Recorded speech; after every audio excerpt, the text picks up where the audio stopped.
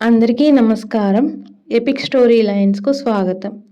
యక్షపర్వతం అనే కథలోని 8వ భాగం. ఆకలిగొని ఉన్న సింహం భయంకరంగా గర్జిస్తూ వచ్చి మీద పడగానే పూజారిని భృత్యులు భయంతో వణికిపోయి చావు కేకలు పెడుతూ సింహానికి అందకుండా పారిపోవాలని చూశారు. కానీ సింహం వాళ్ళ మధ్య పడి నోటికి అందిన వాడినల్లా పట్టి విదిలించసాగింది. ఖడ్గా జీవదత్తులు కూలిపోయిన గది ద్వారం వద్ద నిలబడి పెద్దగా నవ్వుతూ, ఒరే పూజారిని శిష్యుల్లారా, సింహానికి మీరు 4-5 రోజులుగా ఆహారం వేసినట్టు లేరు. అందుకే అది అంతగా రెచ్చిపోయి మీ ప్రాణాలను తీస్తున్నది. మీలో ఒకరు ముందుకు వచ్చి దానికి ఆహారం కండి, అప్పుడు తర్వాత వాళ్ళైనా బతుకుతారు అన్నారు. పూజారిని భృత్యులు ఈ మాటలేవి వినిపించుకునే స్థితిలో లేరు. వాళ్ళల్లో 4-5గురు ఆసరికే సింహం పంజా దెబ్బలకు బాగా గాయపడి నేల కొరిగారు. మరొకడు దాని నోటికి చిక్కి లబలబలాడుతున్నాడు. గాయపడకుండా ఇక మిగిలిన 5-6గురు పక్కన ఉన్న 10-12 అడుగుల శిథిలమైన గోడ మీదకెక్కి కూర్చొని ప్రాణభయంతో నిలువెల్లా వణికిపోతున్నారు. సింహం ఒకసారి చుట్టూ కలయి చూసింది. దానికి తాను గాయపరిచిన మనుషుల్లో ఎవరిని తినాలని ఉన్నట్టు లేదు. ఆ ప్రదేశం నుంచి త్వరగా పారిపోయి ఏ అరణ్యమో చేరాలన్నట్టుగా ఉంది దాని వాలకం. జీవదత్తుడు తన చేతిలోని దండాన్ని సింహం కేసి గురిచూసి, సింహరాజా, ఇంతమంది చూస్తుండగా ఆహారం తినడం వల్ల దిష్టి తగులుతుందేమో అని భయపడుతున్నావా అంటూ నవ్వి, అలా అయితే ఇదిగో ఈ పక్కన భవనం కిందకి పోయే మెట్లున్నవి. ఆ దారిన పోయి శిథిల భవనాల్లో నుంచి బయటపడి నది దాటి అరణ్యం చేరు అంటూ సింహం కేసి 2 అడుగులు వేసి దాన్ని మెట్లున్న వైపుకు మళ్లించేందుకు దండాన్ని దాని ముందుకు చులిపించారు. సింహం కళ్ళింత చేసి పెద్దగా నోరు తెరిచి చెవులు దిబ్బిళ్ళ పడేట్టు పెద్దగా గర్జించేసి జీవదత్తుడి కేసి దూకపోయింది. అది ముందు 2 కాళ్ళు ఎత్తి వెనక కాళ్ళ మీద నిలబడి కుప్పించి దూకపోయే సమయంలో జీవదత్తుడు దాని పొట్ట కింద దండాన్ని ఆనించి బలంగా పక్కకు తోశాడు. ఆ ఊపుకు సింహం నేల మీద పడి దొర్లుకుంటూ పోయి మెట్లున్న గది ద్వారానికి అడ్డంగా పడింది. సింహరాజా, ఇక లేచి నిలబడు. పూజారిని తన బండ్లతో స్వయంగా ఇక్కడికి వచ్చే ముందే త్వరగా మెట్లు దిగి పారిపో అన్నాడు జీవదత్తుడు దండం ఎత్తి సింహం కేసి నడుస్తూ. మొండిగోడ మీద కూర్చొని ఇదంతా చూస్తున్న పూజారిని భృత్యులకు జీవదత్తుడి సింహాన్ని ఎదుర్కొన్న తీరు, దాన్ని ఒక దండం దెబ్బతో 4-5 పల్టీలు కొట్టించిన నేర్పు ఎంతో ఆశ్చర్యాన్ని అబ్బురుపాటును కలిగించింది. వాళ్ళల్లో ఒకడు 2 చేతులు ఎత్తి జీవదత్తుడికి నమస్కరిస్తూ, మహామాంత్రిక శిరోమణి నమస్కారం. మీ మంత్రశక్తి మామూలు మనుషులు కలవడేది కాదు. ఈ మహాశక్తి పూజారిని హతం చేసి తమరే ఈ శిథిల నగరాన్ని ఎందుకు ఏలకూడదు? అప్పుడు మేమంతా మీ శిష్యులమై మీకు సేవలు చేస్తూ హాయిగా బతుకుతామేమో అన్నాడు. వాడు మాట ముగించే లోపల పక్కన ఉన్న అతని తోటి వాళ్ళు గురుద్రోహం గురుద్రోహం అంటూ కేకలు పెడుతూ వాడి మీద కలియబడ్డాడు. మొండిగోడ మీద కుస్తీ పట్లు ప్రారంభమైనాయి. ఆ రద్దీలో గోడ మీద కాలిపట్టు తప్పి 2 భృత్యులు ఢబీల్మంటూ కింద పడ్డారు.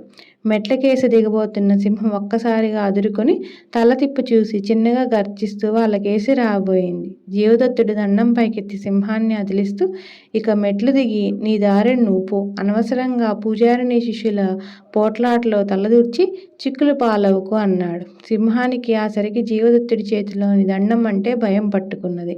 ఇంతవరకు 2 సార్లు దాన్ని దెబ్బతిని ఉండడంతో ఆ చిన్నగా గుర్రుమంటూ తిరిగి చూస్తూ మెట్లున్న గది ద్వారం దాటిపోయింది. అప్పటి వరకు జరుగుతున్నదంతా మౌనంగా చూస్తూ ఉన్న ఖడ్గవర్మ, జీవ, ఇక మనం మాత్రం ఇక్కడెందుకు? పూజారిని శిష్యులు సిగపట్లు పట్టుకొని కింద మీద పడుతున్నారు. ఇప్పుడు మనము అడ్డగించే వాళ్ళెవరూ లేరు. ఈ దిక్కుమాలిన శిథిల భవనాలను వదిలి తిరిగి అరణ్యం చేరుదామన్నాడు. అలాగే చేద్దాం. మనం కూడా సింహం వెళ్ళిన దారినే పోయి మనం ఇక్కడికి వచ్చిన గుహద్వారాన్ని చేరగలమేమో చూద్దామంటూ జీవదత్తుడు బయలుదేరాడు. ఆ శిథిల భవన ప్రాంతాల్లో ఇక తమను ఎదిరించే వాళ్ళు ఎవరూ లేననుకోవడంలో ఖడ్గవర్మ పెద్ద పొరపాటు చేశాడు. అతడు జీవదత్తుడు బంధవిముక్తులు కావడం, సింహం పెద్దగా గర్జిస్తూ పూజారిని భృత్యుల్లో కొందరిని గాయపరచడం అంతా పూజారినికి బతికి బయటపడి పారిపోయి వచ్చిన భృత్యుడి ద్వారా తెలిసింది. ఆ వార్త వింటూనే పూజారిని కల్లెర్ర చేసి చేతిలోని శూలాన్ని జులిపిస్తూ, మహాభూత, ఇదేమి వింత? ముసలి పూజారి అంతవాణ్ణి నా మంత్రబలంతో ఓడించి చీకటి కొట్లో బంధించానే, అటువంటి నా మీదకే 2 మానవులు దండెత్తి రావడమా? నా రాజ్యంలోనే చొరబడి నా శిష్యుల్ని కొట్టి గాయపరిచి నన్ను అవమానించడమా? ఇది సహించను. ఒరేయ్ శిష్యాదముల్లారా, బయలుదేరి ఆ ఇద్దరు మానవ పురుగులు ఎక్కడున్నారో చూడండి అన్నది.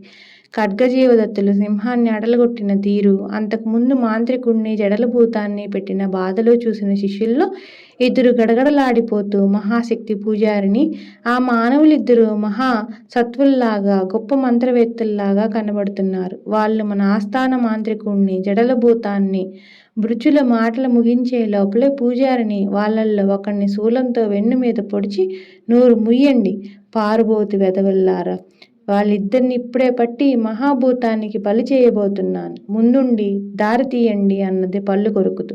మృత్యులు ప్రాణం బితుకుబితుకుమంటుండగా ముందు బయలుదేరారు. వాళ్ళందరికన్నా కొంచెం ముందుగా మాంత్రికుడు, వాడి జడల భూతం పెద్ద పెద్ద అంగులు వేస్తూ నడవసాగారు. గురో, వాళ్ళిద్దరినీ పట్టుకొని ఒక్కసారిగా విరుచుకు తింటాను అన్నది జడల భూతం మాంత్రికుడితో. అలాంటి పొరపాటు పని చెయ్యకురా శిష్య. మన శిథిల నగరంలో పొరపాటున ఆ ఇద్దరు కుర్రకుంకలు పూజారిని ఒకళ్ళొకళ్ళు ఎదురుపడితే మన పూజారినే ఓడిపోతుందన్న నమ్మకం నాకు కలుగుతున్నది. అప్పుడు మనమే ఈ శిథిల నగరానికి రాజు మంత్రు అయిపోతాం. ముసలి మాంత్రికుడిని చీకటి కొట్టంలో నుంచి బయటకు తీసి అతడి దగ్గర మరికొన్ని మంత్ర విద్యలు నేర్చుకుందామన్నాడు మాంత్రికుడు చిన్న గొంతుతో. జడలమూతం ఆ మాటలకు ఎంతో సంతోషించి, రాజు మంత్రి బాగున్నది గురో అంటూ వెనక్కి తిరిగి చూసింది.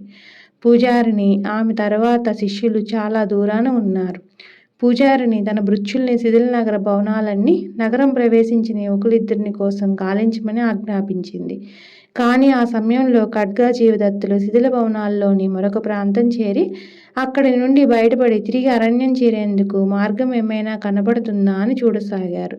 వాళ్ళు సొరంగ మార్గాన్ని వచ్చిన దారి మాత్రం కనుక్కోలేకపోయారు. ఖడ్గ, మనం లోపలికి వచ్చిన దారి వెంట బయటపడే అవకాశం కనపడడం లేదు.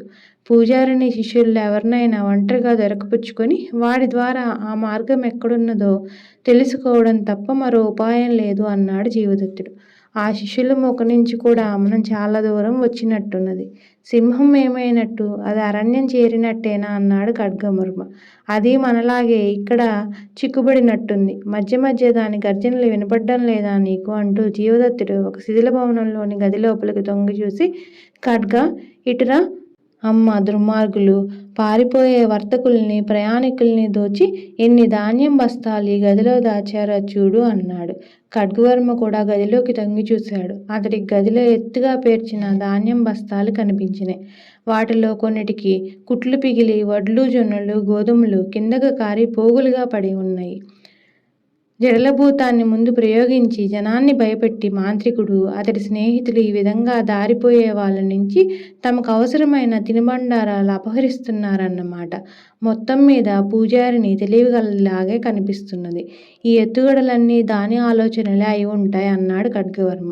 ఈ ధాన్యంలో ఒక్క గింజ కూడా పూజారిని ముఠానోటికి అందకుండా చేస్తే ఎలా ఉంటుందంటావు? అప్పుడు కడుపు కాలి వాళ్ళకు బతుకు తెరువు కోసం ఈ శిథిల భవనాల నుంచి బయటకు వస్తారు అన్నాడు జీవదత్తుడు. మన ఇద్దరికీ ఒక ఆలోచనే కలిగింది అంటూ ఖడ్గవర్మ నవ్వి దుస్తుల్లో నుంచి చెక్కుముకి రాయి తీసి కొట్టి దూది ముట్టుకునేలా చేసి అది కాస్త మంటగాగానే గాదిలోని ధాన్యం బస్తాల్లో ఒకదానికి అంటించాడు. ఖడ్గజీవదత్తులు గది ముందు నిలబడి క్రమంగా మంట పెద్దదై ధాన్యం బస్తాలు ఒకదానికొకటి అంటుకోవడం చూడసాగారు. 4-5 నిమిషాల్లో గదిలో పెద్ద మంట లేచింది. ధాన్యం కాలి టపటపమంటూ కొంత పేలాలుగా మారి గాలికి లేచి వాకిటి వరకు వచ్చి పడసాగినాయి. ఈ పేలాలు తిని ఈ దుర్మార్గులు మరికొంతకాలం ఈ శిథిల భవనాలను అంటిపెట్టుకుని ఉండే అవకాశం ఉంది. ఏం చేయడం అన్నాడు ఖడ్గవర్మ.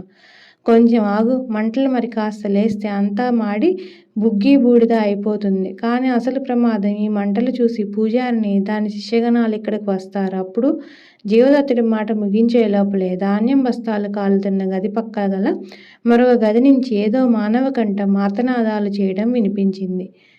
ఖడ్గ, ఈ పక్క గది తలుపులు మూసి ఉన్నాయి, లోపల నుంచి ఎవరో కేకలు పెడుతున్నారు అంటూ జీవదత్తుడు గదిని సమీపించి తలుపులను బలంగా నెట్టి చూశాడు. ఖడ్గవర్మ అతడి దగ్గరికి పోయి నవ్వుతూ, జీవ, హడావిడిలో నువ్వు తలుపులకు బయట వేసి ఉన్న అతి పెద్ద తాళాన్ని కూడా చూసినట్టు లేదు.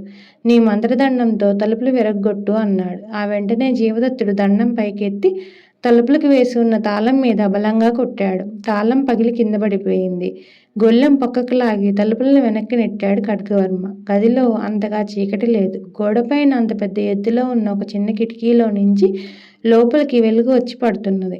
ఆ వెలుగులో వాళ్లకు గోడలో ఉన్న ఇనుప మేకులకు గొలుసుతో కట్టబడి ఉన్న వృద్ధుడు ఒకడు కనిపించాడు.